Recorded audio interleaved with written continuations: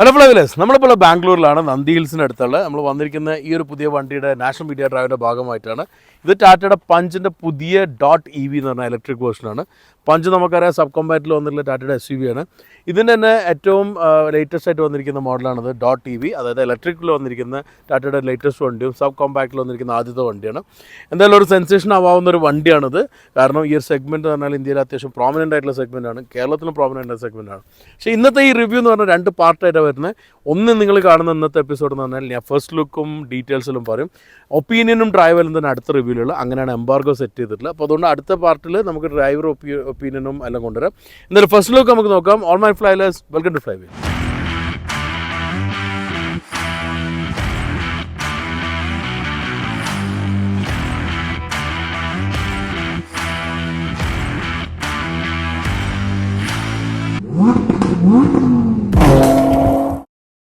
Tata Punch അവർ വളരെ different ആയിട്ടായിരുന്നു ടാറ്റ കൊണ്ടുവന്നിരുന്നത്. കാരണം അതിൻ്റെ ഡിസൈനും ഔട്ട്ലുക്കും ആ ഷേപ്പും എല്ലാം തന്നെ അന്നുണ്ടായിരുന്ന മറ്റ് ടാറ്റ പോലെ ആയിരുന്നില്ല. നെക്സോണിൻ്റെ ശേഷം വന്നിരുന്ന മോഡൽ, അൾട്രസിന് ശേഷം വന്നിരുന്ന മോഡൽ, അപ്പോൾ അതൊന്നെല്ലാം ഡിഫറെൻ്റ് ആയിട്ടായിരുന്നു ടാറ്റ പഞ്ച് കൊണ്ടുവന്നത്. എന്തായാലും അതൊരു ഹിറ്റായി. കാരണം ഒരു SUV സ്റ്റാൻസ് ഉണ്ട്, ഗ്രൗണ്ട് ക്ലിയറൻസ് ഉണ്ട്, അത്യാവശ്യം മോശമില്ലാത്ത ഓഫ് റോഡെല്ലാം 2 വീലർ ഡ്രൈവായിട്ടും ചെയ്തിരുന്നൊരു വണ്ടിയാണ്. അപ്പോൾ ആ ക്യാരക്ടേഴ്സ് എല്ലാം തന്നെ കീപ്പ് ചെയ്യാൻ എന്തായാലും ടാറ്റ .EVയിലും ശ്രമിക്കും. അതാണ് പഞ്ച് .EV. പക്ഷേ ലുക്സ് അങ്ങനെയല്ല, ലുക്സ് കുറച്ച് മാറ്റി. ടാറ്റ ഏതായാലും ഡിസൈനിലൊരു ഫേസ് ലിഫ്റ്റ് കൊണ്ടുവന്നിട്ടുണ്ട്. ആക്ച്വലി ആ ഒരു ഫേസ് പറഞ്ഞാൽ പുതിയ .EV ഒരു ഫാമിലി ലുക്കാണ് കൊണ്ടുവന്നിരിക്കുന്നത്. അത് ബേസിക്കലി ടാറ്റൻ്റെ ഇപ്പം ലേറ്റസ്റ്റ് നമ്മൾ കണ്ടിരുന്ന നെക്സോണിലും അതേപോലെ തന്നെ പിന്നീട് ഹാരിയറും സഫാരിലെല്ലാം വന്ന ഒരു ഫേസ് ഡിഫറൻസ് അത് പഞ്ചിൽ ഏതായാലും ഫസ്റ്റ് .EVയിലാണ് കൊണ്ടുവന്നിരിക്കുന്നത്. ആ ലുക്ക് നമുക്കിതിൽ നോക്കാം. അതേപോലെ തന്നെ ബാക്കി കുറേ എലമെൻറ്റ് പഴയതായിട്ട് നിർത്തിയിട്ടുണ്ട്, ചില കാര്യങ്ങൾ പുതുതായിട്ട് ആഡ് ചെയ്തിട്ടുണ്ട്. അത് EV റിലേറ്റഡ് ആയിട്ടുള്ള ആഡിങ്സ് എല്ലാം. എന്തായാലും നമുക്ക് ഓരോന്ന് ഡീറ്റെയിൽ ആയി നോക്കാം. First front.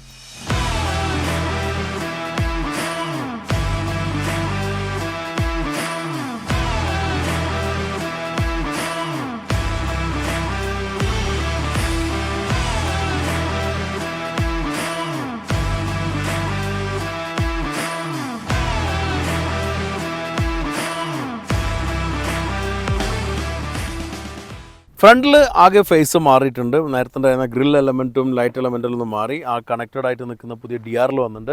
അതിൽ തന്നെ ഒരു മെട്രിക്സ് ലൈറ്റിലാണ് അതിൻ്റെ ഇൻഡിക്കേറ്റേഴ്സ് നോക്കുന്നത്. ചാർജിംഗ് ഇപ്പോൾ കളേഴ്സ് മാറുന്നുണ്ട്.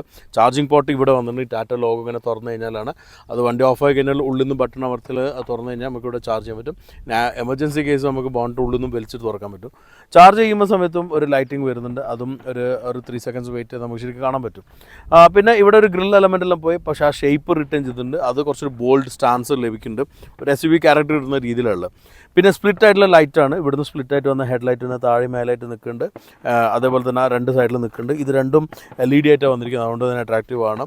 ഇത് ടോപ്പ് ആൻഡ് വേരിയൻ്റ് ആണ്. അപ്പോൾ അതുകൊണ്ട് തന്നെ LED താഴേക്കുള്ള വേരിയൻറ്റിൽ ഹലോജനുള്ള. പിന്നെ ഈ ഒരു പോർഷനിലെല്ലാം തന്നെ ആവശ്യമുള്ള എയർവെൻസ് ഉണ്ട് കൂളിങ്ങിനുള്ള. ഇവിടെയും ആ സൈഡിലും താഴെയായിട്ട് കാണാം. ബാക്കിയുള്ള എലമെൻറ്റ്സ് എല്ലാം തന്നെ വെർട്ടിക്കൽ സ്ലാക്കിൽ കൊള്ളിച്ചിട്ടുണ്ട്. മാക്സിമം കവർ ചെയ്തിട്ടുണ്ട് എയറോഡൈനാമിക്സ് ബെറ്റർ ആവാൻ വേണ്ടിയിട്ട്. അത് ഒരു ഇലക്ട്രിക് വണ്ടിക്ക് ആവശ്യമാണ്. പിന്നെ ഈ ഒരു എലമെൻറ്റ്സ് എല്ലാം തന്നെ ഒരു സ്ട്രോങ് എലമെൻറ്റ് ക്രീസസ് ആയിട്ട് നിൽക്കുന്നുണ്ട്. അതും ഒരു ബോൾഡ് ലുക്ക് നൽകുന്നുണ്ട്. ഫ്രണ്ടിൽ സഫാരിയും ഹാരിയറിനെ പോലത്തെ ലുക്സ് എല്ലാം കൊണ്ടുവന്നിട്ടുണ്ട്. ഇതിനെക്കുറിച്ചുള്ള അഭിപ്രായം ഞാൻ ഇപ്പോൾ പറയുന്നത് നമുക്ക് അഭിപ്രായം രേഖപ്പെടുത്താൻ പറ്റില്ല. നിങ്ങൾക്ക് എന്ത് തോന്നിയുള്ള അഭിപ്രായം കമൻറ്റിൽ പറയാം. ഈ ഒരു ഫ്രണ്ടിൽ വന്നിരിക്കുന്ന മാറ്റമെല്ലാം തന്നെ നന്നായിട്ടുണ്ടോ എന്നുള്ളത്. നമുക്കത് സൈഡ് നോക്കാം. നിങ്ങൾ ചിലപ്പോൾ ഇങ്ങനെ ഒരു പൊട്ടുന്ന സൗണ്ട് കേൾക്കണോ, വെടിയെല്ലാം പൊട്ടുന്നത്. ആദ്യം ഞാൻ കരുതി അപ്പുറം ഒരു കോറിയോ മറ്റോ ഉണ്ടാവുന്നുള്ള കുറച്ച് വെയിറ്റ് ചെയ്തു. പിന്നെ ശ്രീകാന്ത് വന്നപ്പോൾ പറഞ്ഞു ഇവിടെ ഷൂട്ടിംഗ് റേഞ്ച് ഉണ്ടെന്ന്, റൈഫിൾ ക്ലബിൻ്റെ ഷൂട്ടിംഗ് റേഞ്ച്. അപ്പോൾ അവിടെ ഇങ്ങനെ ഫയർ ചെയ്തുകൊണ്ടിരിക്കുകയാണ്. വലിയ ഡിസ്റ്റർബൻസ് ഒന്നും ഉണ്ടാവില്ല, എന്നാലും ഇടയ്ക്ക് ചെറിയ പൊട്ടുന്ന സൗണ്ടെല്ലാം കേൾക്കാം. ഇലക്ട്രിക് കാറാണ്ട് തന്നെ സൈലൻ്റ് ആയതുകൊണ്ട് ചെറിയ സൗണ്ടെല്ലാം ഉണ്ടായിക്കോട്ടെ അല്ലേ. ഇനി സൈഡിൽ വലിയ മാറ്റമൊന്നും വന്നില്ല. ഫ്രണ്ടിൽ ഒരു ബോൾഡായിട്ടുള്ള വീലാച്ച് ഉണ്ട്. ഫ്രണ്ടിൽ നിന്ന് കണ്ടിരുന്ന രീതിയിൽ 16 ഇഞ്ചിൻ്റെ അലോയ് ആണ്. ഇതൊരു എന്താ പറയുക, ഒരു എയറോ ഡിസൈനായിട്ടാണ് വന്നിരിക്കുന്നത്. ഒരു ഇലക്ട്രിക് എലമെൻറ്റാണ്, EV എലമെൻറ്റായിട്ട് വന്നിരിക്കുന്നത്. ടയറും അതേപോലെ തന്നെ EV റിലേറ്റഡ് ആയിട്ടുള്ള അപ്പോളോൻ്റെ ടയറുള്ള. സൈഡിൽ വേറെ മാറ്റങ്ങളൊന്നും നമുക്ക് പഞ്ചായിട്ടുള്ള ഇല്ല, റീറ്റെയിൻഡ് ആണ്.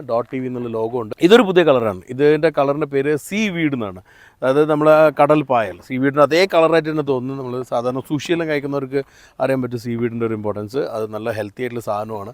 അതിൻ്റെ ഒരു കളറാണ് കൊണ്ടു. പിന്നെ അതിൻ്റെ പോലെ ഗ്രേ ഉണ്ട്, വൈറ്റ് ഉണ്ട്, റെഡ് ഉണ്ട്. അങ്ങനെ 5 കളേഴ്സാണ് ബേസിക്കലി ഉള്ളത്. അതിൻ്റെ പുറമേ ഉള്ളത് ഒരു ഗ്രേ, ഡാർക്ക് സ്റ്റീൽ ഗ്രേ പോലത്തെ ഒരു ഗ്രേ ഉണ്ട്. പിന്നെ അതിന് പുറമേ ഉള്ളൊരു നാഡോ ഗ്രേ പോലുള്ളൊരു ഗ്രേ ആണ്. അതിന് വേറെ പേരിൽ അവർ പറയുന്നത്.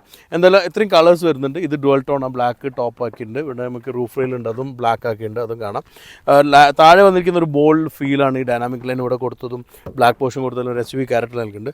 റിയറിലും വീൽ ആർച്ചിലും നമുക്ക് കാണാം. ഫ്രണ്ടിൽ നമുക്ക് നോർമൽ ഹാൻഡിലുള്ള, റിയറിൽ നമ്മൾ പഞ്ചിൽ കണ്ടാൽ തന്നെ ഹിഡൻ ആയിട്ടുള്ള ഹാൻഡിലാണ്. സോ ഇതിനെക്കുറിച്ച് പറയുകയാണെങ്കിൽ I am not sure whether how to say this, കാരണം അഭിപ്രായവും ഞാനിതിൻ്റെ ഫാനാണോ അല്ലേ നിങ്ങൾ പറയാം, നിങ്ങൾക്കും ഇങ്ങനത്തെ ഒരു ഹാൻഡാണോ ഇഷ്ടം എന്നുള്ളത് പറയാം. എന്തായാലും ഇങ്ങനെ കണക്ട് ചെയ്ത് നിൽക്കുന്ന രീതിയിലുള്ള ഡിസൈനാണ്. ഡിസൈൻ വൈസ് നിങ്ങൾക്ക് മുമ്പുള്ള കാലത്ത് നിന്നുള്ള വേറെ ഡിസൈൻ മാറ്റമൊന്നുമില്ല, ആകെ വീൽ ഡിസൈൻ്റെ ഡിഫറൻസ് ഉള്ളൂ. റിയറിന് ടെയിൽ ലൈറ്റിൻ്റെ എലിമെൻറ്റ് പുറത്തേക്ക് നിൽക്കുന്നത് കാണാം. നമുക്ക് റിയറിന് നോക്കാം. ഇത്രയാണ് സൈഡിൽ വന്നിരിക്കുന്ന ഡോട്ട് ടി വി. എന്താണെന്നുള്ള അഭിപ്രായം കമൻറ്റിൽ പറയാം. റിയറിലേക്ക് വരുമ്പോൾ പഞ്ചിൻ്റെ ആ ഡിസൈൻ അങ്ങനത്തെ റീറ്റെയിൻ ചെയ്തിട്ടുണ്ട്, പക്ഷേ ചെറിയ എലമെൻറ്റ്സിൽ മാറ്റുന്നുണ്ട്. ഒന്ന് മെയിൻലി ലോഗോ ആണ്. ലോഗോ കുറേ ഒരു ഇലക്ട്രിക് ലോഗോ ആയിട്ടുണ്ട്, ഒരു ഫ്ലഷ് ചെയ്ത് നിൽക്കുന്ന രീതിയിലുള്ള. ടെയിൽ ലൈറ്റിലെല്ലാം സിമിലാരിറ്റി ഉണ്ട്, അതെല്ലാം പഴയ പോലെ തന്നെയുള്ള. താഴേക്ക് വരുമ്പോൾ ബമ്പറിനാലെയും ആ ഒരു ട്രയറോ ഡിസൈനെല്ലാം കൊടുത്തിട്ടുണ്ട്. ബമ്പർ താഴെയും വലിയൊരു ചങ്കായിട്ട് നിൽക്കുന്ന ഒരു ബ്രഷ് അലുമിനിയം ഒരു കളറുണ്ട്, അതും തന്നെ ഒരു അട്രാക്റ്റീവാണ്. ബ്ലാക്ക് സൈഡിലോ കണ്ടാൽ തന്നെ വലിയൊരു പോർഷൻ വരുന്നുണ്ട്, SUV ക്യാരക്ടറൊക്കെ ഉണ്ട്. ഇവിടെ ചെറിയൊരു സ്പോയിലർ ടൈപ്പ് ഡിസൈൻ ഉണ്ട്. ഇവിടെ ബ്രേക്ക് ലൈറ്റ് വരുന്നുണ്ട്, ഇങ്ങനെ ഒരു കട്ടിങ് ഉള്ളതും എല്ലാം തന്നെ അട്രാക്റ്റീവാണ്. ഷാർപ്പായിട്ടുള്ള ക്രീസസ് ആണ്, വിച്ച് ലുക്ക് ഗുഡ്. തുറന്നു കഴിഞ്ഞാൽ അത്യാവശ്യം ഡീസൻ്റ് ആയിട്ടുള്ളൊരു ബൂട്ട് സ്പേസ് ആണ്. ബൂട്ട് സ്പേസിൻ്റെ ഒരു അഡ്വാൻറ്റേജ് എന്ന് പറഞ്ഞു കഴിഞ്ഞാൽ ഇവിടെ നമുക്ക് ഒരു ഷീറ്റിൻ്റെ തുറന്ന് ട്രേൻ്റെ അടിയിൽ ആക്ച്വലി നമുക്ക് ഇതിലിപ്പോൾ സ്റ്റാൻഡേർഡ് ആയിട്ട് ഇതിൽ വീല് വരുന്നില്ല, സ്പെയർ വീല്. പക്ഷേ ആ സ്ഥലത്ത് മൊത്തം നമുക്ക് ടൂൾസും കാര്യം വെക്കാൻ പറ്റും, അതെല്ലാം വെക്കാനും നല്ല രീതിയിൽ ഒതുക്കാനും പറ്റുന്നുണ്ട്. ഇനി അഥവാ നമുക്ക് ഒരു സ്പെയർ വീൽ എക്സ്ട്രാ വാങ്ങണമെന്നുണ്ടെങ്കിൽ വാങ്ങിയിട്ട് ആ ട്രേ റിമൂവ് ചെയ്ത് കഴിഞ്ഞാൽ സാധാരണ സ്പെയർ വീൽ ഉണ്ടായിരുന്ന സ്ഥലമാണ്, അവിടെ വെക്കാൻ പറ്റും. ആ ട്രേ മാറ്റി വെച്ച് കഴിഞ്ഞാൽ അതിൽ വെക്കുന്ന ടൂൾസ് എല്ലാം ഞാൻ നേരത്തെ പറഞ്ഞ ഫ്രണ്ടിൽ വെക്കുകയാണെങ്കിൽ അതിൽ ഒതുങ്ങി നിന്നോളും. ടൂളായിരിക്കില്ല, ബാക്കിയുള്ള ചാർജിങ് ഇതെല്ലാം ടൂൾ നമുക്ക് ഇവിടെ തന്നെ വെക്കേണ്ടി വരും. ഇങ്ങനെയാണ് ഇതിൻ്റെ ബൂട്ടുള്ളത്. നേരത്തെ പഞ്ചിലുള്ള പോലെ തന്നെയാണ്. ആകെയുള്ള വ്യത്യാസം എന്ന് ഇതിലിപ്പം ട്രേ വന്നു, അത് നമുക്ക് വേണമെങ്കിൽ സ്പെയർ വീലായിട്ട് വെക്കാം, അല്ലെങ്കിൽ ട്രേ ആയിട്ട് വെക്കാം. ഇത്രയാണ് ഡിസൈനുള്ളത്. ഞാൻ ഒപ്പീനിയൻസ് ഞാൻ ഷെയർ ചെയ്യുന്നില്ല. നിങ്ങൾക്ക് തോന്നിയിട്ടുള്ള ഒപ്പീനിയൻസ് എന്താണ് അഭിപ്രായം എന്നുള്ളത് കമൻറ്റിൽ അറിയാം.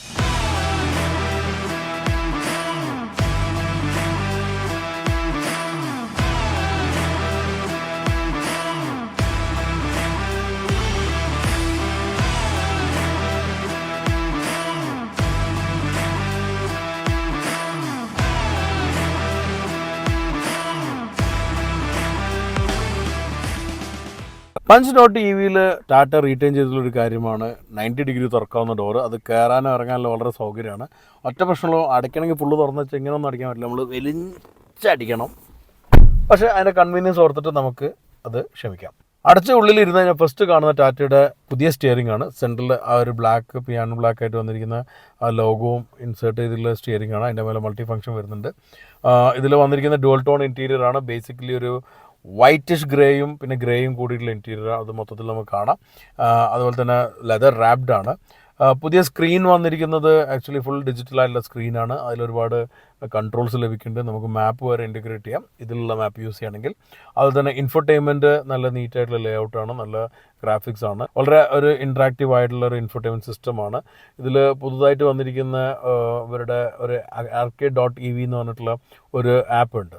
ആ ഒരു ഇതെടുത്തു കഴിഞ്ഞാൽ നമുക്ക് ഒരുപാട് വീഡിയോസ് എല്ലാം കാണാവുന്ന പ്ലാറ്റ്ഫോം ലൈക്ക് ഹോട്ട്സ്റ്റാർ, യൂട്യൂബ്, ഇങ്ങനത്തെ കുറേ പ്ലാറ്റ്ഫോംസ് നമുക്ക് അതിൽ സെലക്ട് ചെയ്യാം. ബേസിക്കലി നമ്മൾ ചാർജ് ചെയ്യുമ്പോഴോ നിർത്തിയിട്ട് ഇരിക്കുമ്പോൾ എല്ലാം തന്നെ നമുക്കിതിൽ ശരിക്കും മ്യൂസിക്കും വീഡിയോസ് എല്ലാം ആസ്വദിക്കാൻ പറ്റും. മൂവിൽ വർക്ക് ചെയ്യില്ല.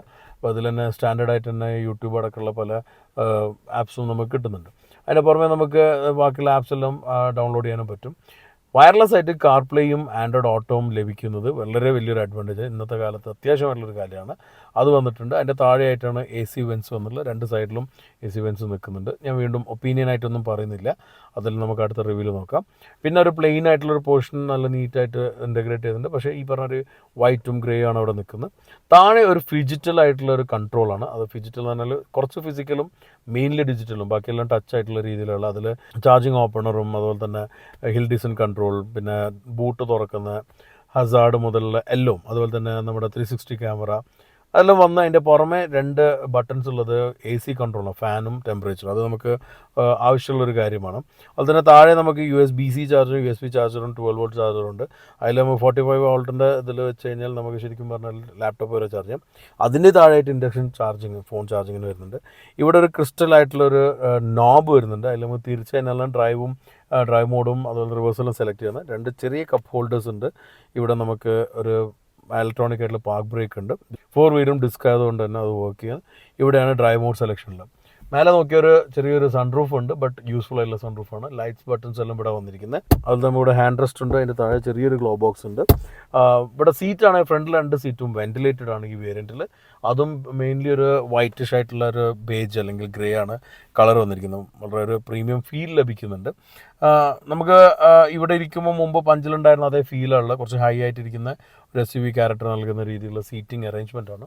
റിയറും ഡീസൻ്റ് ആയിട്ടുള്ള സ്പേസ് നമുക്ക് നേരത്തെ ഉള്ള പോലെ തന്നെ ഉണ്ട്. അതെല്ലാം അങ്ങനെ തന്നെ റീറ്റെയിൻഡ് ആണ്. ബേസിക്കലി ഈ ഒരു കളറാണ് മെയിൻലി വന്നിരിക്കുന്നത്. പിന്നെ ഇതിൽ വന്നിരിക്കുന്ന ഇൻഫോർടൈൻമെൻറ്റ് സിസ്റ്റത്തിലുള്ള പുതിയ അഡീഷൻസ് ആണുള്ളത്. ഇതിൻ്റെ എല്ലാം പ്രവർത്തന രീതിയും അതിൻ്റെ ഒരു ഫങ്ഷനാലിറ്റി എല്ലാം ഞാൻ അടുത്ത വീഡിയോയിൽ പറയാം.